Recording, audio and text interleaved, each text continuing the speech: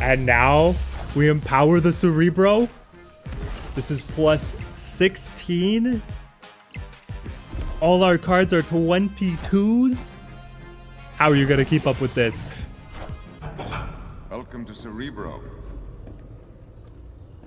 This device amplifies my power, allowing me to locate mutants across great distances.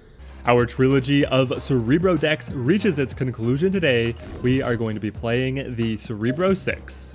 We've already shown off 2 Cerebro lists on the channel, Cerebro 3s and Cerebro 5s. The 3s are the most competitive list so far, the 5s still very fun, still competitive.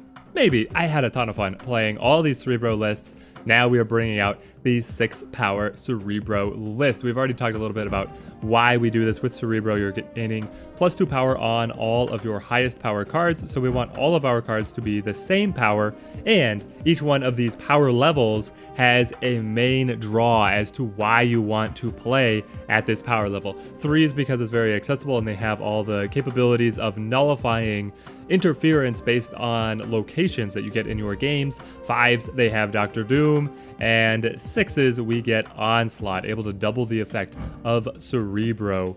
And because we are also just naturally playing Mystique, she's very flexible. If she can copy Onslaught as Cerebro's location, we can just send an explosion of buffs across the board. And even if we only have one card in the other lanes, we can give our opponent's deck a run for their money. So the heart of the deck is still here. Cerebro, Mystique, Iron Man, Onslaught now is a core card for us. We're still playing Magik because to be able to get the 6 power threshold, we have to dip into a more expensive energy curve. Being able to have the extra turn to get our combo together is quite important. And then going back at the beginning, we've got the Hood because he gives us the Demon, the cheapest way to be able to get 6 power on the board. Ebony Maw would have been here, but he was buffed, so he's been removed from the list at 7 power. Bucky Barnes also quite conveniently produces the Winter Soldier at 6 power. Both of these cards want to be destroyed. Carnage loves to destroy them, and if he eats 2 cards, he himself will be 6 power. This little tight package is absolutely beautiful how it comes together for the deck. The Punisher is here because he's an iffy way to be able to get 6 power. If the opponent's side of the board is filled up, he will be 6 power because he'll be at the +4 from his ongoing effect. Not the most reliable way to do it, but one of the cheaper ways to do it, and I feel like we just need the cheaper cards. Groot, very similar. We were playing Star-Lord in the 5s list, so now we have to pay 3 energy and try and get the trigger to be able to bump Groot up to 6. I mean, this just makes me feel like how weak Groot is. Because I'm sitting here with the Hood that's literally at lower energy price, and sure, you have the downside of the -2 Hood, but you have the downside of Groot of not triggering on your opponent. Such a bad card. Guardians of the Galaxy, they need some love. We've got the Thing, just a way to be able to get 6 strength. White Queen actually giving us some value here, and we would replace the Thing for Rock Slide in a heartbeat, but I don't have him yet, so we're running a more budget version of the deck, and then we've got the Iron Man, Magik, Onslaught. Now you are going to see a version of the deck that is running Hela because she has Swordmaster and Hellcow both at the 6 power threshold, then able to flood the board with a number of 6 strength bodies as long as you're able to play Hela. But to me, that's just playing an inconsistent Hela deck with more steps. So we have cut her out and been able to flesh out our deck list with cards that can be a little bit more consistent for us. Let's hop into our matches and see how the deck plays out. I've got my deck list up above. You can always leave comments down below if you want to talk about specific card substitutions or anything else with me. I always read the comments and love responding to you guys. Opening draw of Magik, the Thing, Bucky Barnes, and Groot. At least we have some early plays, but Bucky, obviously if we don't get Carnage, is pretty dead. Fisk Tower and Mirror Dimension. Thank goodness there is Cerebro. Let's go ahead and fill up Mirror Dimension. It looks like Fisk Tower should be very safe for us to potentially try and fill with the Cerebro combo block. On turn 4, shuffle your hand into your deck and draw 3 cards. Well, that will hopefully allow us to find Onslaught and Carnage. That'd be great if I could draw the Hood, Carnage, and Onslaught. We'll see what we're able to pick up. Normally, I would also like to hold Cerebro for a late turn combo, but in this situation, especially because of seeing Atalan, needed to be able to get him out on the board. I could play Carnage now, but I could also just play the Thing. I think we go with the thing here. The thing, it's so weak. 4 energy for 6 power. At least it's 8 power with Cerebro on board and already developed. Well, we did not see Onslaught. So, this means that we go Carnage. And then, where do I expect my opponent to play? I expect them to play to Fisk Tower to be able to follow up on Angela.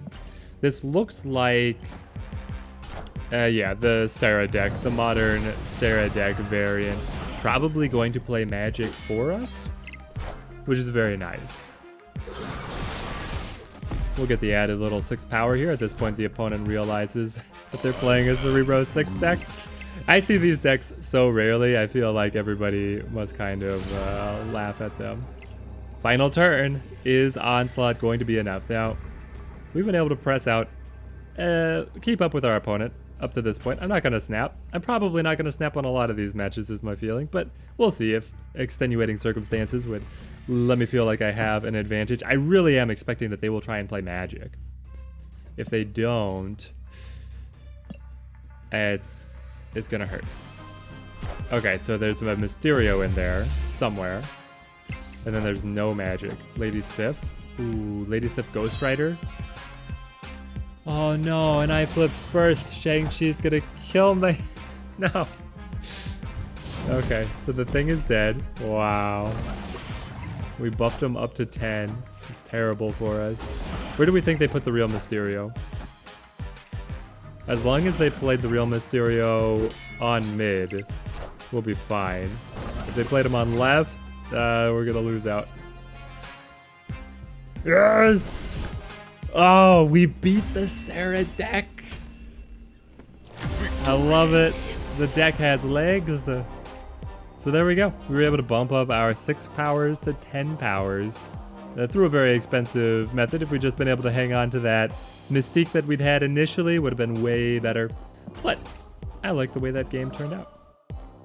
If you guys enjoy the Decklist breakdowns, then leave a like down below. Help support the channel to get this out to the rest of the Marvel Snap community. Up against Yahtzee. The Hood, Carnage, White Queen. Monster Island really messes with our curve here. But this is alright. We can still play effectively. Now looking to have Mystique copy Iron Man instead of Cerebro so much, we have to be able to pivot the deck. And the thing is that this deck at the 6 power threshold, and also the previous one at the 5 power threshold, pivots way better than the 3 power deck. The 3 power deck, if you get something like Monster Island, is just done. Because winning locations with 3 power cards is not happening.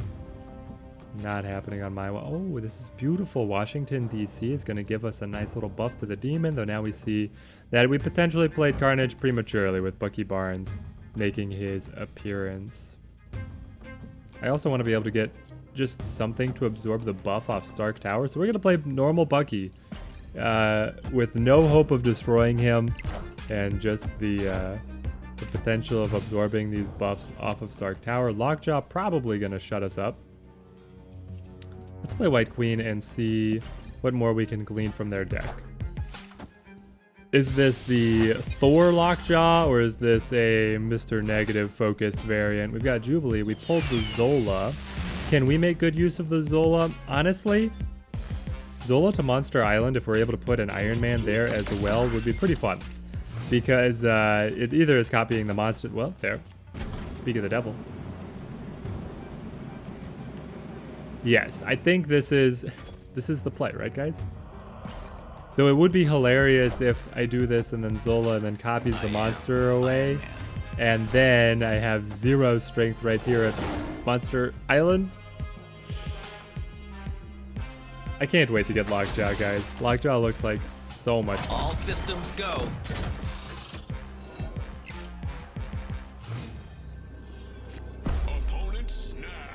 The opponent has snapped. Is Zola the way to go?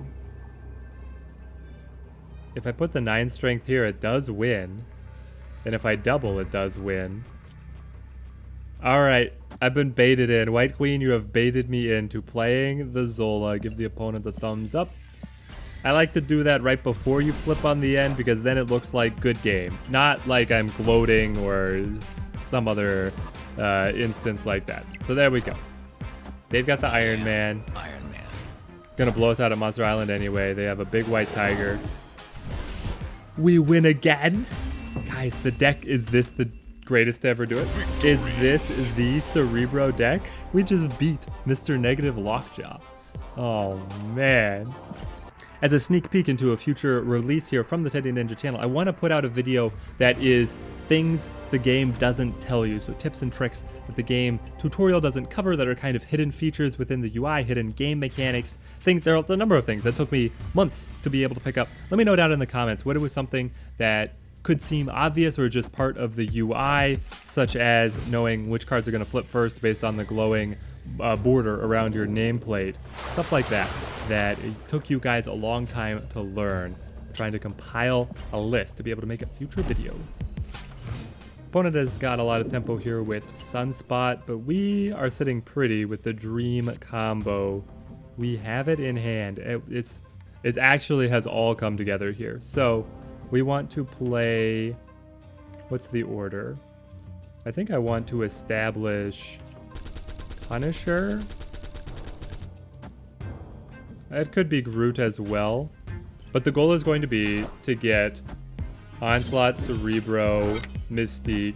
Not in that order. It's Onslaught, Mystique, Cerebro. That's the order. At Lemuria. And now Onslaught is even a little bit cheaper. Fantastic. I would like the Demon. So we'll play Hood, Groot. That leaves it open to play Magik. Then we play Onslaught. It's all coming together. Thank goodness they played Bishop there because that means our Groot is actually going to trigger so that we have a guaranteed 6 strength over here on this side of the board. That was a little risky actually. I'm going to admit that was a little bit risky.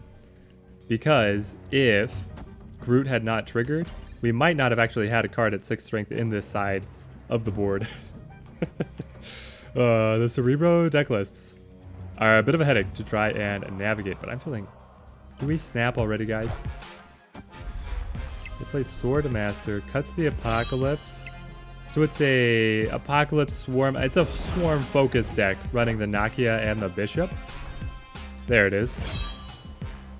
Are we going to be able to outrun this legacy deck, this blast from the past? I've not seen the discard shenanigans in a little while. Everybody has been consumed by trying to play Sera and Deathwave. We're losing sight of the classics here. So we go with Onslaught. Oh, because Limbo overwrote Titan. This is fine. This is fine.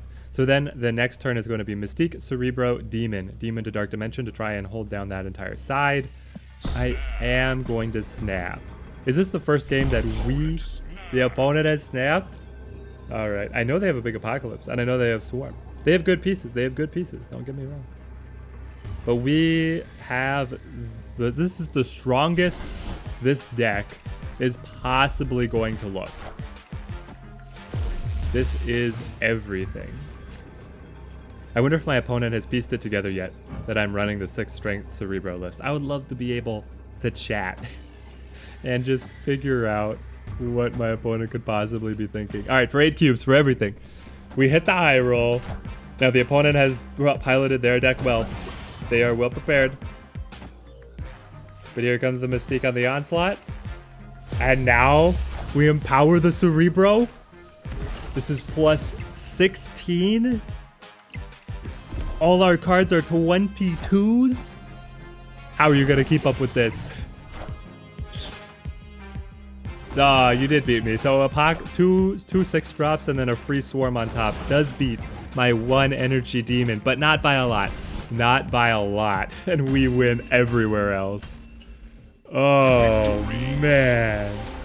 Here is the deck list in all of its glory. Honestly, this was the smoothest recording I have ever had for a deck. And I still think the Cerebro 3s is the more competitive list.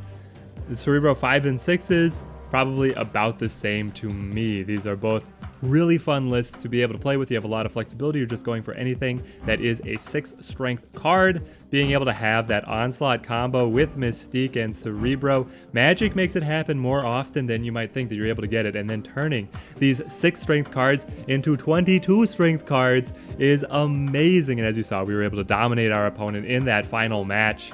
Subscribe to the channel if you want to see when we release the next Marvel Snap video. Until that time, thank you guys for watching and keep on snapping.